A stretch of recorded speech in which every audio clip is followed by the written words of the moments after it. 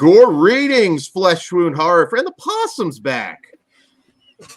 Gore readings. I am Flesh Wound Dan. That is the possum. If he's going to be a mascot, we have to name him. That's producer Todd Loya. What do we name our mascot? Fuck it. You know what? This is history in the making here, guys. We do have a new official Flesh Wound Features mascot. But what do we name him? Or should this be a poll? I think, we'll make it into something now. Okay, we're going to make this into something, guys. Maybe patreon.com/fleshwoundfeatures. If you're a patron, maybe you get to decide a name of the possum. We'll give you some choices. Yeah, this could be something. You'll be seeing a lot of that little guy since I saved his life in a very heroic event. So, yeah. Go back and watch previous episodes if you have no idea what the hell we're talking about. I risked my balls, Todd.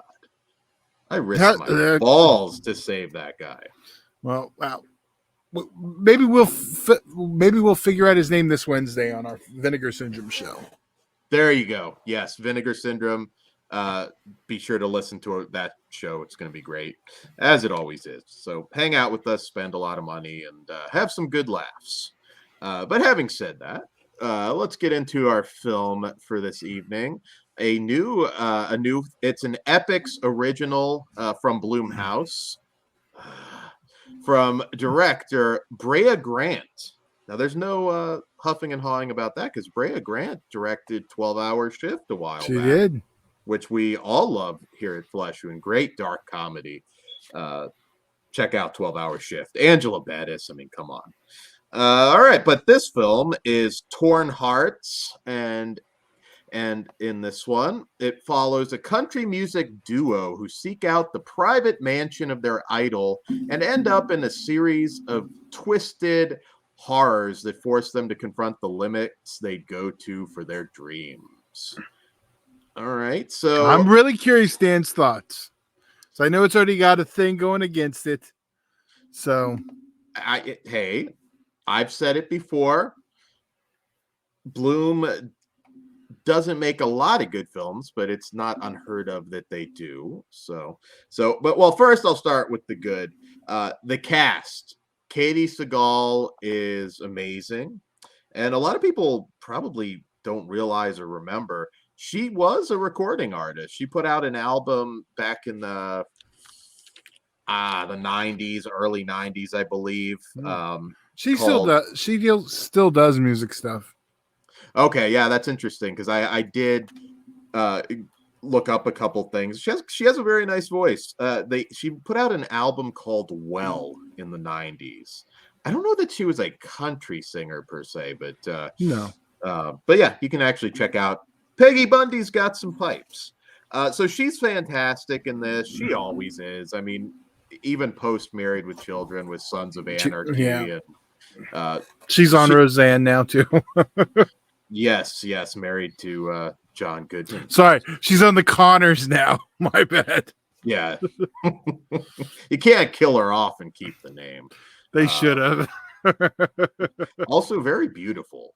Like you never realized it watching Married with Children because they, some people did. Yeah. Still is though. Goddamn. So she's fantastic. It's kind of cool to see an unhinged Katey Sagal. Her first horror film, and she's been tweeting about it too. She's like excited to get her first horror film. Yeah. I was trying to remember if she had, and I guess not. Closest mate. I mean, she was on Lost. She was Terry O'Quinn's love interest in a few episodes of that, but never really did straight horror. So that was cool. Also, Joshua Leonard is Richard Raleigh Jones.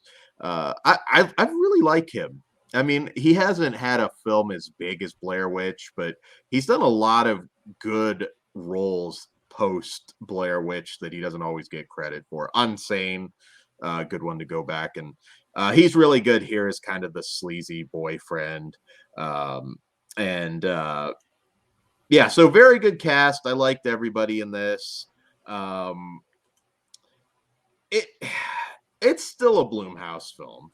It's a little bit basic as far as how everything kind of unfolds, but it's not a bad Bloom film.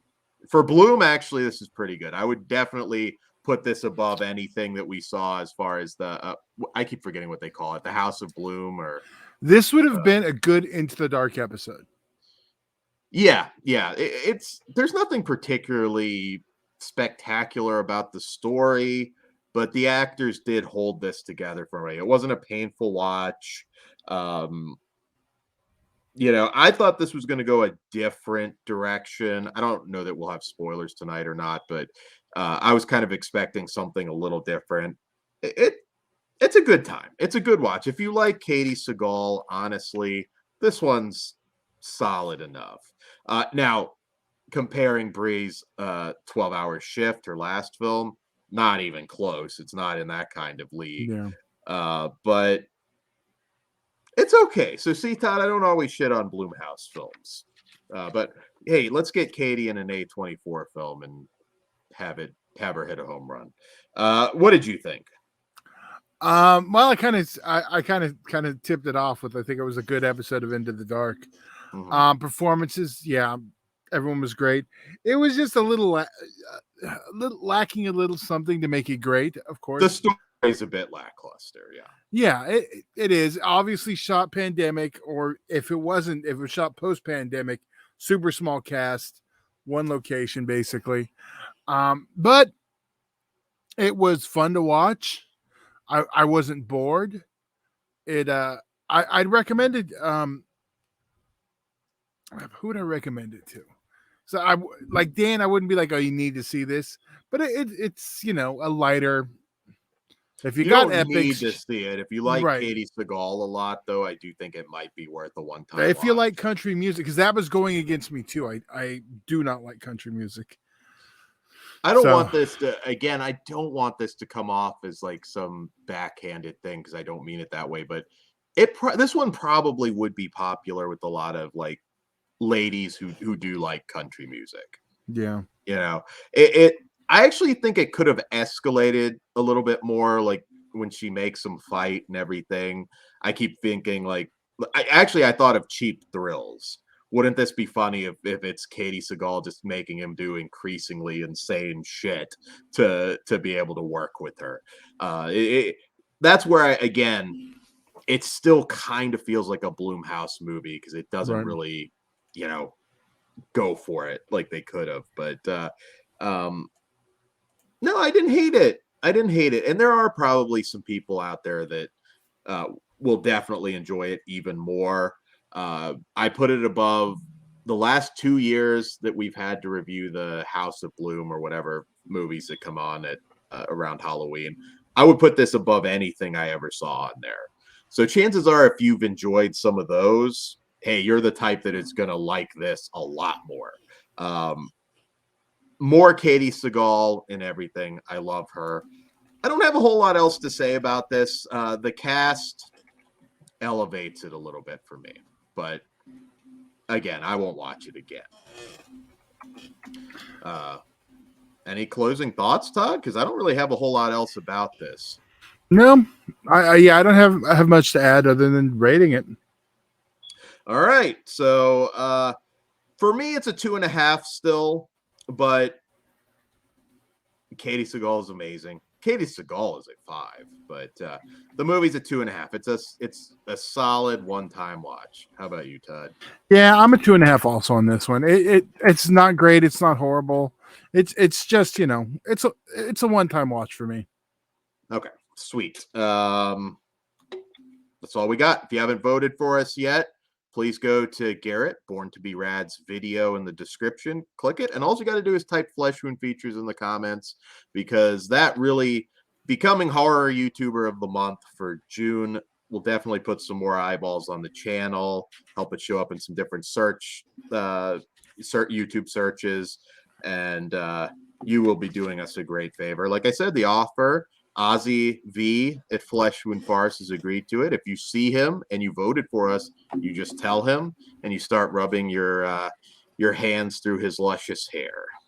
And you see me at Scarefest, hey, you can touch the beard with spaghetti sauce on the hands. And on that note, we're out. Say Say goodnight, Dad. Say goodnight. Good night.